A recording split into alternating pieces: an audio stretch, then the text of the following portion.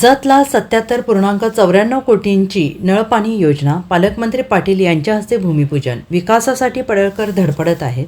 पालकमंत्री चंद्रकांतदादा पाटील. मागच्या काही काळात जत तालुक्याच्या विकासाबाबतीत असमतोलपणा राहिला आहे आणि ही बाब खरी आहे. पण आता जतच्या विकासाकरिता जिल्हा नियोजन असो किंवा नव्या योजना असो, त्याच्या पूर्णत्वासाठी तुमचे आमदार गोपीचंद पडळकर आमच्या मानगुटीवर भूतासारखे बसलेले आहेत. त्यामुळे हा असमतोलपणा दूर करण्याची ग्वाही देऊन जतकरांनी पुढच्या काळात पाण्याच्या बचत आणि काटकसरीकडे अधिकतेनं लक्ष द्यायला हवे. कारण जगात पाण्यावरूनच लढाया सुरू झालेल्या आहेत. त्यामुळे सोन्यासारख्या पाण्याचा वापर करून योजनेच्या पूर्णत्वानंतर इथे वॉटर रिसायकल प्रकल्प देखील राबवण्याचा प्रयत्न करावा लागेल, असं प्रतिपादन सांगलीचे पालकमंत्री चंद्रकांतदादा पाटील यांनी व्यक्त केलं आहे.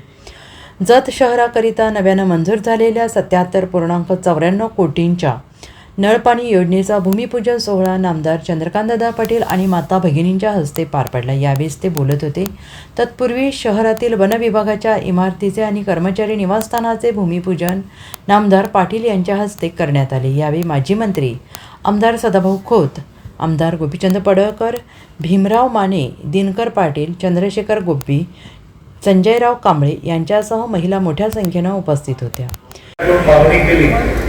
आणि आता त्याचा उल्लेख झाला की 77 कोटी 94 लाख हे जो 78 कोटीची योजना ही इतिहासात पहिल्यांदाच इतकी मोठी योजना जत शहराला मिळाली. या योजनेमध्ये काय काय होणार आहे त्याचं वर्णन गोपीचंदीने केलं. 190 किलोमीटरची पाईपलाईन, 4 नवीन पाण्याच्या टाक्या, एक 2.5 लाख लिटर, एक 5.25 लाख लिटर, एक 10,10,000 लिटर आणि एक 40,000 लिटर अशा 4 नवीन पाण्याच्या टाक्या, नवीन जलशुद्धीकरण केंद्र. पाणी येणं महत्वाचं नाही, शुद्ध पाणी येणं महत्वाचं आहे. नवीन जलशुद्धीकरण केंद्र आणि नवीन 18 पंप बसवणं, जलशुद्धीकरण केंद्र पाहायला मिळेल. असा एक भव्य दिव्य जतने कधी अशी अपेक्षा केली नव्हती की एवढे पैसे सरकार आपल्याकडून देणार. असा एक भव्य दिव्य प्रकल्प असून पायाभरणीचा कार्यक्रम आज या ठिकाणी झाला आहे.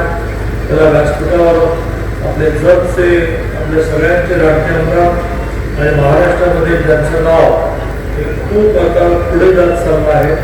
अनेकांना आंदोलनाचं नेतृत्व करायला, अनेकांना कार्यक्रमाचं उद्घाटन करायला, अनेकांना वेगवेगळ्या विषयांवर व्याख्यान द्यायला गोपीचंद पडळकर हवे असतात.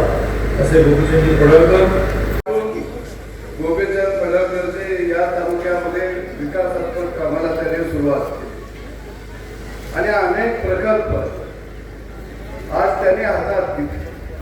हा तालुका दुष्काळी तालुका, तर त्यांनी आपल्या भाषणामध्ये निवडणुकीच्या काळामध्ये सांगितलं की मला दुष्काळाचा कलंक पुसायचा आहे, माय माऊलीच्या हातातला कोयता मला खाली ठेवायचा आहे आणि तरुणाच्या हाताला मला काम द्यायचं आहे.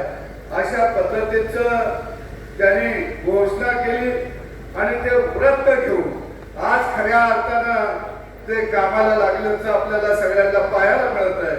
आणि निश्चित जत तालुक्यामध्ये अनेक विकासाच्या योजना सुरू आहेत, शेतीच्या पाण्याच्या योजना सुरू आहेत, पिण्याच्या पाण्याच्या योजना सुरू आहेत, रस्त्यांची कामं सुरू आहेत आणि विशेषतः जत शहराचा पिण्याच्या पाण्याचा प्रश्न गेल्या अनेक वर्षाचा जर मार्गी पुढे लावला असेल तर त्याचं नाव गोपीचंद पडळकर हेच आहे.